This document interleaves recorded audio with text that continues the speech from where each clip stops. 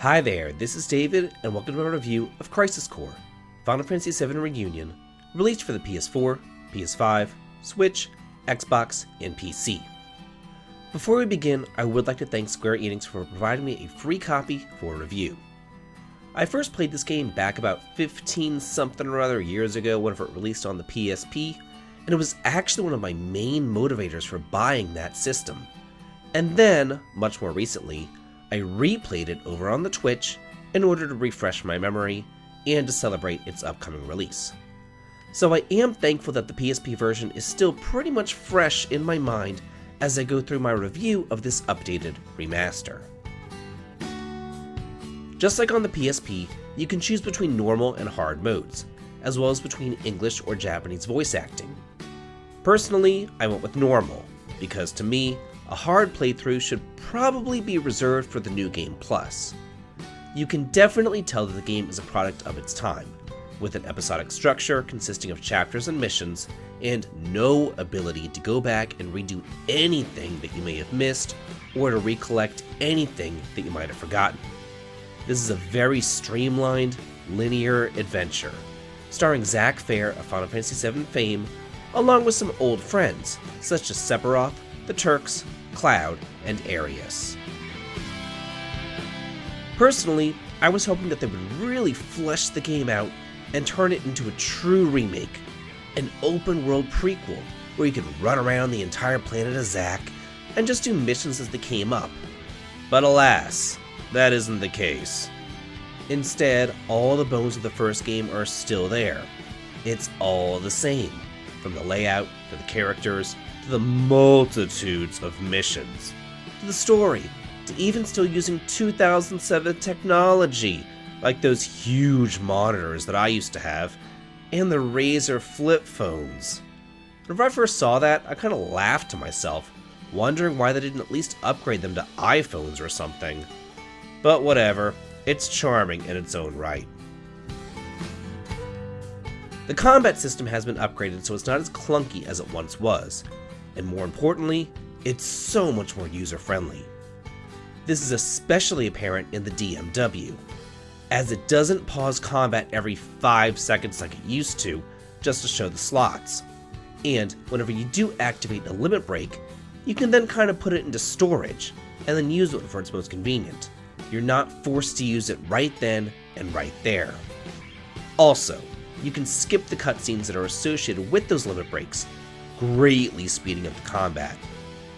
And the magic system is much better.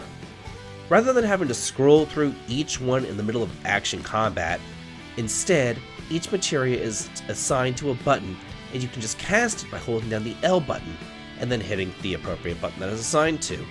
It's just so much easier than scrolling on through with the right and left directional buttons. Not only that, all elemental weaknesses are shown on the screen too, without having to have Libra equipped. It's just a bunch of little tiny small upgrades, but they do all add up, and they make the gameplay a much more pleasant experience. While we're at it, it seems to me like the minigames were also made a tad bit easier, and to be quite honest, the combat felt easier too. I remember a couple of months ago when I was streaming the PSP version on Twitch, I died quite a few times to quite a few bosses, yet I didn't die once while playing through on this version. Maybe I'm just better at the game now, maybe I just know what I'm doing, maybe it's just sheer luck, but it just felt a little tiny bit easier. As good as the combat is, there are still some basic problems with exploration that could have been easily solved with the addition of a mini-map. I cannot stand whenever 3D games don't give us a mini-map. At this point, it's inexcusable. Yeah, there is a larger map that you can look at, but it's just not the same. Anyway, I digress. The map does show things that weren't shown in the PSP version, such as boss locations, side quest locations, and main story locations. A nice addition though is that you can now dash, and you can immediately heal up to full with potions after battles. But 2 steps forward, 1 step back, I suppose, because encounters are not shown on screen. They're still only activated whenever you hit certain tiles. So get used to humping and making love to those walls, rather than plowing on down like a hot dog thrusting down a hallway. One of my biggest gripes with the first game was the missions. It just seems to be quantity over quality. There's just so many of them. And the vast majority of those missions have crummy rewards, endless battles, and no story. It's going to be that same randomly generated map, grab some treasure, fight some monsters, kill the boss, rinse and repeat. They honestly just suck.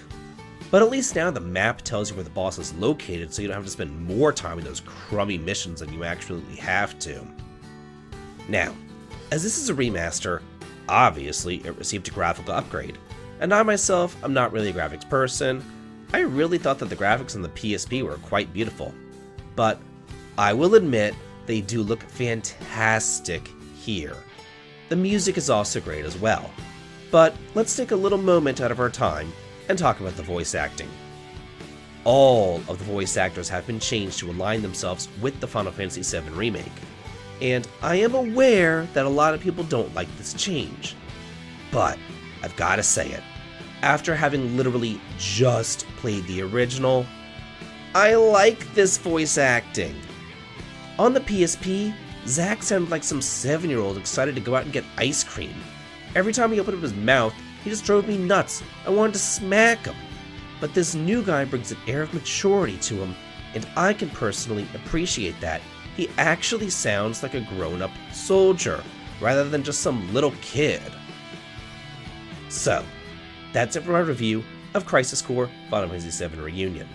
If you like this video and want to do around the channel, please consider supporting me over on Patreon for exclusive videos and early access to my content, heading on over to Twitch for some streaming fun, or coming on over to my Discord to chat and hang out.